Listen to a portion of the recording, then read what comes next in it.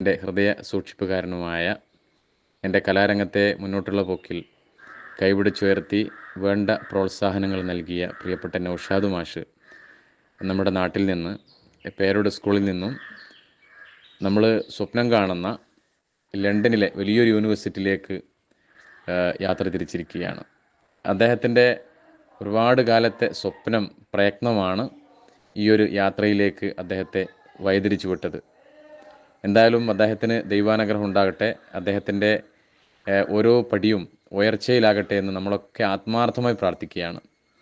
അദ്ദേഹത്തിൻ്റെ ഏറ്റവും വലിയ ക്വാളിറ്റി എന്ന് പറയുന്നത്, നമ്മുടെ എത്ര തിരക്കാണെങ്കിലും, എത്ര പ്രയാസഘട്ടങ്ങളിലാണെങ്കിലും, എത്ര ബുദ്ധിമുട്ടുള്ള മനസ്സ് വെച്ച് മുന്നോട്ട് പോകുന്ന ഒരാളാണെങ്കിലും അദ്ദേഹത്തിൻ്റെ സംസാരം കേൾക്കുമ്പോൾ, ചുണ്ടുകൊണ്ടാണ് സംസാരിക്കുന്നതെങ്കിലും സംസാരത്തിൻ്റെ ഉറവിടം യഥാർത്ഥത്തിൽ ഹൃദയമാണല്ലോ. ഹൃദയം കൊണ്ട് സംസാരിക്കുന്ന ഒരാളായിരുന്നു പ്രിയപ്പെട്ട നൗഷാദ് മാസ്റ്റർ. ഹൃദയം കൊണ്ട്, ആ സംസാര ശൈലി കൊണ്ട്, സ്വർണ്ണസ്ഫുടം ചെയ്ത ആ വാക്കുകൾ കൊണ്ട് അനുവാചകരെ, ശ്രോതാക്കളെ പിടിച്ചിരുത്താനുള്ളൊരു കഴിവ് അദ്ദേഹത്തിനുണ്ട്. ഈ വിനീതൻ ചിലപ്പോഴൊക്കെ അദ്ദേഹത്തിൻ്റെ സാന്നിധ്യത്തിലാകുമ്പോൾ പരിസരം മൊത്തം മറന്നു പോകാറുണ്ട്. എന്തു പ്രയാസങ്ങളുണ്ടെങ്കിലും അദ്ദേഹത്തിൻ്റെ മുമ്പിൽ പോയി ഒരു വാക്ക് സംസാരിക്കുമ്പോൾ, ഒന്ന് ഇടകലർന്ന് ഇരിക്കുമ്പോൾ ഉണ്ടാകുന്നൊരു അനുഭവം അത് അതിരറ്റതാണ്, അനുപമസുന്ദരമാണ്.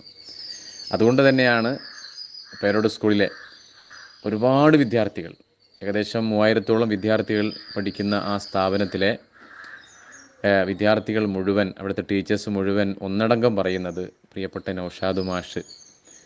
അദ്ദേഹം യാത്ര പറയുന്നത് ഞങ്ങൾക്കൊക്കെ സങ്കടകരമാണ്. കാരണം അദ്ദേഹത്തെ അനുഗമിക്കുന്ന, അദ്ദേഹത്തിൻ്റെ പാത പിന്തുടരുന്ന ഒരുപാട് ടീച്ചേഴ്സുമാരും പ്രിയപ്പെട്ട വിദ്യാർത്ഥികളുണ്ട്.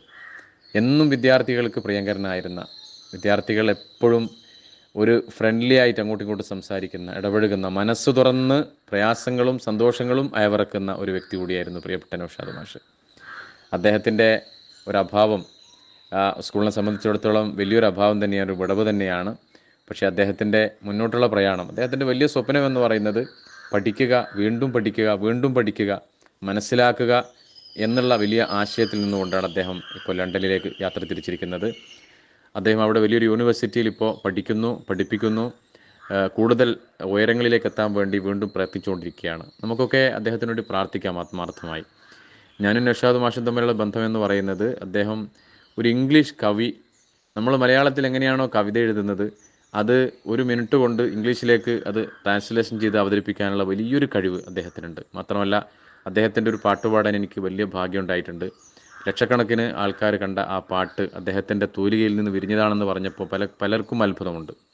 അത്രയേറെ ബഹുമുഖ പ്രതിഭയായിരുന്നു പ്രിയപ്പെട്ട നൗഷാദ് മാഷ്. അദ്ദേഹത്തിൻ്റെ ഓരോ വഴികളിലും നമ്മൾ മനസ്സിലാക്കേണ്ടത്, അദ്ദേഹത്തിന് മുന്നോട്ട് പോകുന്ന ഓരോ വഴികളിലും പ്രയത്നശാലിയാണ് അദ്ദേഹം.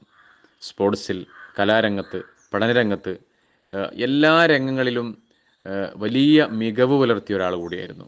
എപ്പോഴും വിദ്യാർത്ഥിയായിരിക്കാനാണ് അദ്ദേഹത്തിന് ആഗ്രഹം. ഒരു അധ്യാപകൻ എന്നതിലപ്പുറം എപ്പോഴും പഠിക്കുന്ന, പഠനത്തെ മുന്നിൽ കണ്ടുകൊണ്ട് മുന്നോട്ട് പോകുന്ന ഒരു വിദ്യാർത്ഥി ആയിരിക്കാനാണ് അദ്ദേഹത്തിന് വലിയ താല്പര്യം. ഇപ്പോഴും അദ്ദേഹം അങ്ങനെയാണ് പറയുന്നത് എല്ലാവരോടും. അദ്ദേഹത്തിൻ്റെ പാട്ടുകളൊക്കെ ലോകോത്തരങ്ങളാണ്. അദ്ദേഹത്തിൻ്റെ ഇടപെടലുകൾ, അദ്ദേഹം സോഷ്യൽ മീഡിയയിലൊക്കെ ഒരുപാട്, ലോകത്തിൻ്റെ വിവിധ ഭാഗങ്ങളിൽ അദ്ദേഹത്തിൻ്റെ ഒരുപാട് ഫ്രണ്ട്സുകൾ, ഒരുപാട് ചങ്ങാത്തങ്ങളുണ്ട് എന്ന് പറയുമ്പോൾ അതൊരു അതിശയമല്ല. കാരണം വിക്കിമീഡിയയിലും അദ്ദേഹത്തിൻ്റെ വലിയ വലിയ ചാനലുകളിലും, യൂട്യൂബ്, ഗൂഗിൾ ചാനലുകളിലൊക്കെ അദ്ദേഹം വലിയ ശ്രദ്ധ ചെലുത്തിക്കൊണ്ടിരിക്കുകയാണ് ഇന്ന്. എന്തായാലും ഇനിയും ഉയരങ്ങളിൽ നിന്ന് ഉയരങ്ങളിൽ എത്തട്ടെ. നമുക്കെപ്പോഴും അഭിമാനത്തോടു കൂടി പറയാം, എൻ്റെ സുഹൃത്താണ് നൗഷാദ് മാഷ്, എൻ്റെ പ്രിയപ്പെട്ട സുഹൃത്താണ് നൗഷാദ് മാഷ്.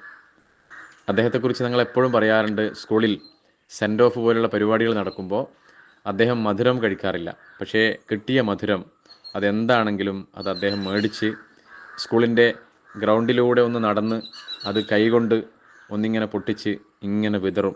അദ്ദേഹത്തോട് ആരോ ചോദിച്ചു, എന്തിനാണ് നൗഷാദ് മാഷെ നിങ്ങൾ ഇങ്ങനെ ഈ ലഡു ഇങ്ങനെ പൊട്ടിച്ച് ഇങ്ങനെ ഗ്രൗണ്ടിൽ വിതറുന്നത്?